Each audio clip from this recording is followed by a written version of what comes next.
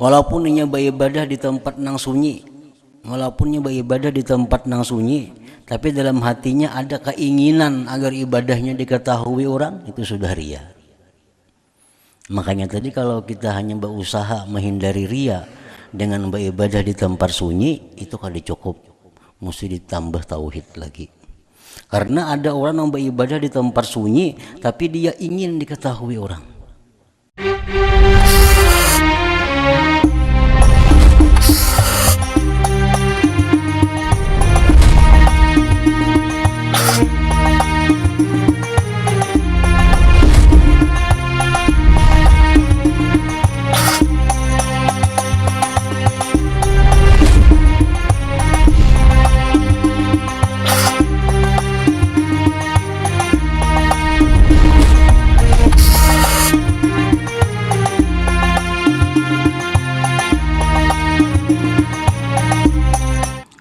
Bismillahirrahmanirrahim. Alhamdulillahi rabbil alamin. Wassalatu wassalamu ala asyrafil anbiya'i wal mursalin Sayyidina Muhammadin wa ala alihi wa sahbihi ajma'in. Qala al-musannif rahimahullah wa nafa'ana bi'ulumihi fid dharain amin. Wa amma ar-riya'u fayadullu ala khuluwi qalbil mura'i min azamatillah wa ijlalih li'annahu yatasanna'u wa yatazayyanu lil makhlukin wa la yaqna'u bi'ilmillahi rabbil alamin. Dan adapun riya, ini yang kedua daripada yang paling jahat di antara dosa-dosa hati adalah riya. Maka menunjukkan itu riya atas kosongnya hati orang yang riya dari kebesaran Allah dan mengagungkannya. Karena orang yang riya itu dia berbuat dan berhias untuk makhluk, dan tidak cukup dia dengan mengetahuinya Allah Tuhan semesta alam.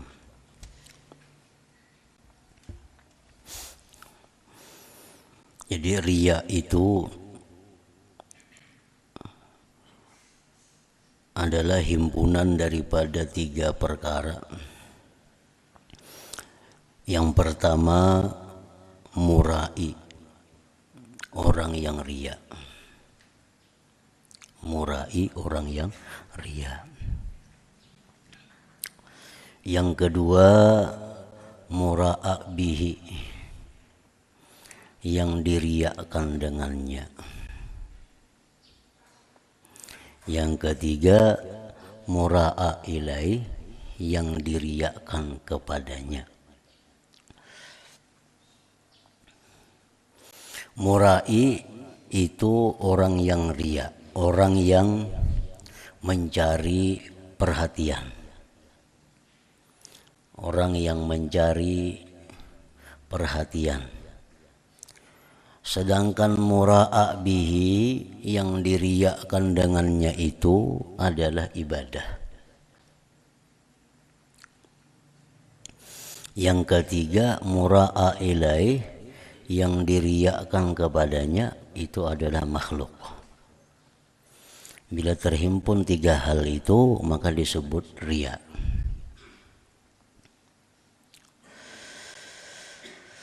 Jadi artinya riya itu adalah seseorang yang mencari perhatian dengan ibadah kepada makhluk. Orang yang mencari perhatian dengan ibadah kepada makhluk, itu riya.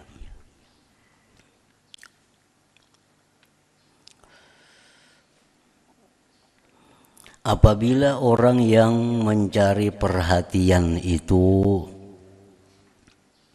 kepada makhluk tetapi bukan dengan ibadah, maka itu tidak dinamakan riya yang tercela ini. Dia mencari perhatian kepada makhluk tetapi dengan yang bukan ibadah. Nah, contoh yang pertama adalah orang yang mencari perhatian dengan ibadah kepada makhluk. Contohnya orang yang sembahyang. Nah, sembahyang itu adalah ibadah. Nah, lalu sembahyang itu ngarannya mura'abihi, yang diriakan dengannya. Lalu dia itu mencari perhatian kepada makhluk dengan sembahyang. Nah, itu disebut adalah riya. Dia mencari perhatian dengan sedekah kepada makhluk. Itu riya. Orang yang mencari perhatian dengan menuntut ilmu kepada makhluk. Nah, itu adalah riya. Orang yang berpakaian serba kusut, serba lusuh, mencari perhatian kepada makhluk, nah maka itu adalah riya. Ini berpakaian dengan pakaian yang lusuh, pakaian yang usang, agar diperhatikan orang bahwa dia itu orang yang tidak tahu dunia, diperhatikan orang agar dia termasuk orang yang zuhud, dianggap orang. Nah, itu adalah riya. Pokoknya riya itu yang dicela ini adalah mencari perhatian kepada makhluk dengan mengandalkan ibadah. Itu riya.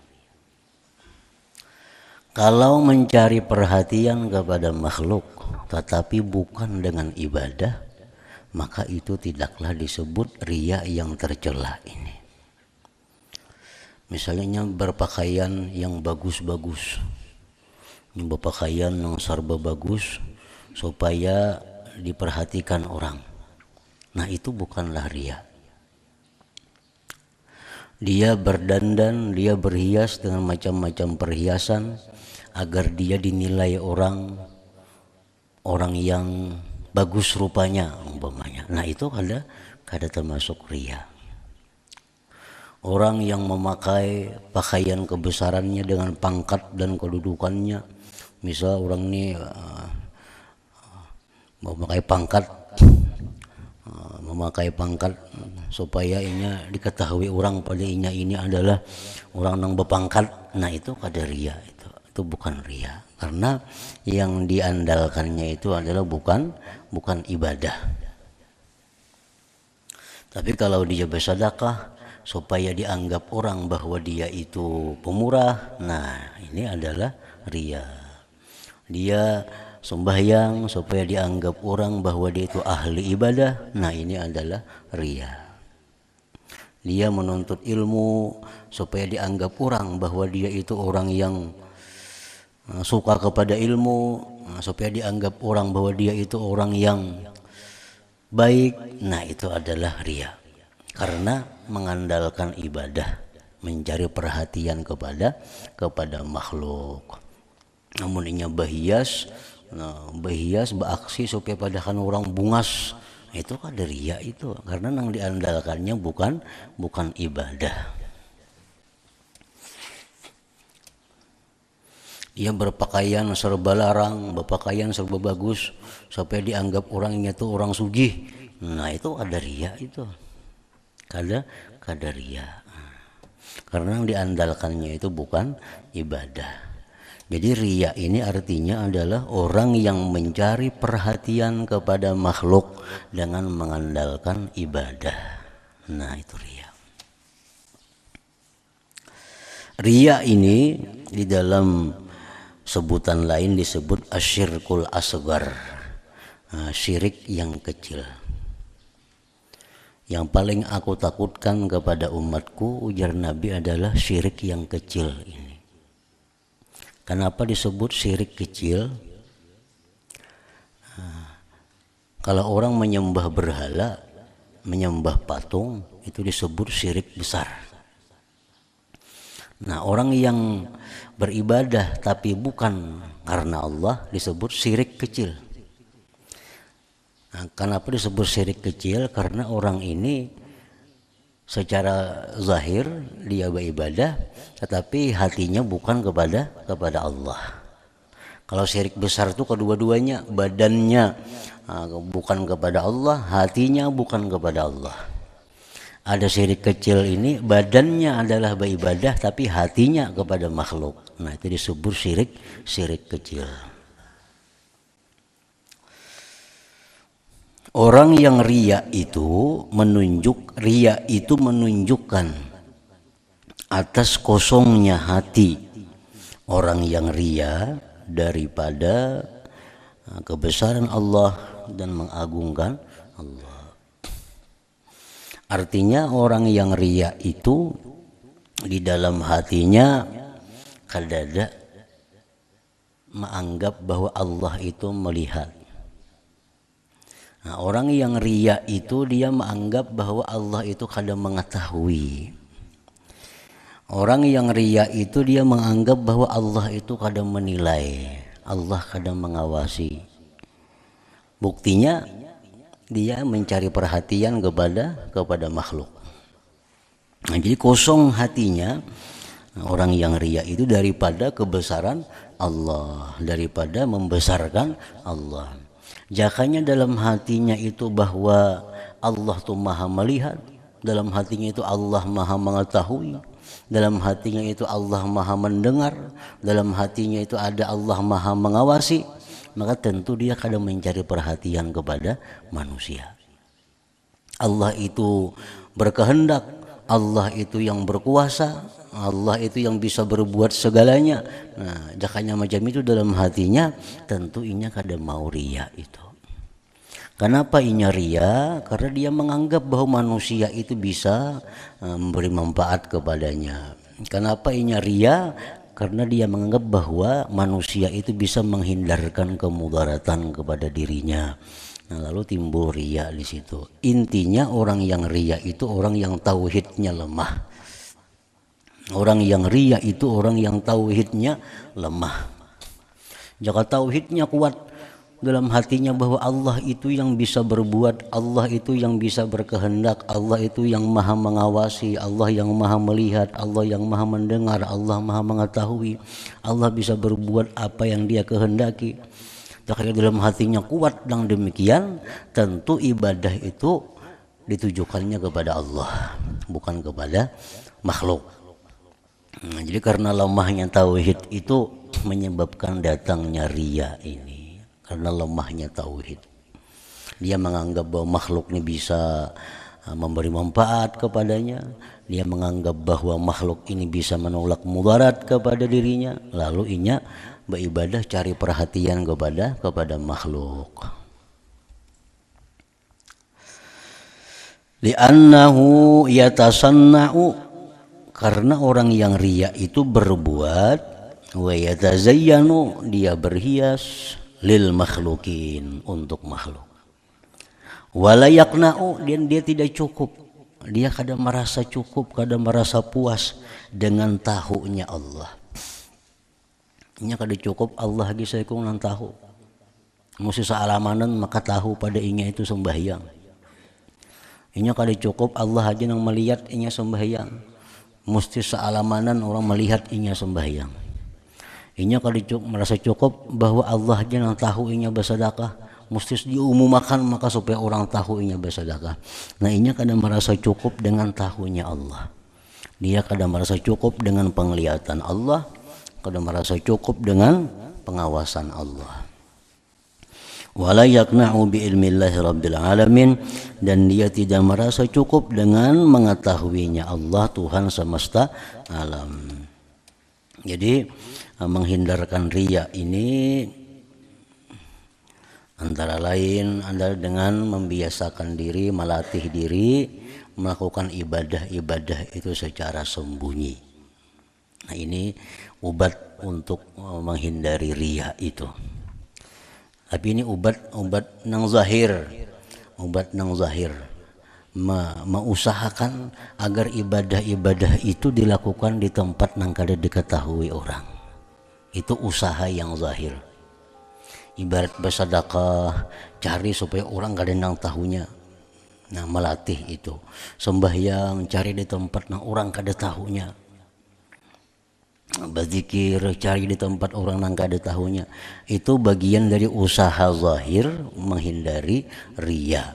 Tetapi itu kada cukup kalau kada memperkuat tauhid. Maka memperkuat tauhid bahwa memberi bekas itu hanya Allah, yang bisa memberi manfaat itu hanya Allah, yang bisa mengayakkan dia hanya Allah, yang bisa menolak mudarat kepadanya itu hanya Allah. Nah, kalau itu kuat, dimanapun kita beribadah, baik di tempat sunyi atau di padang ramai, dimanapun kita bersedekah, kalau tauhid itu kuat, terhindar daripada riya ini. Jadi intinya riya itu adalah lemahnya tauhid seseorang.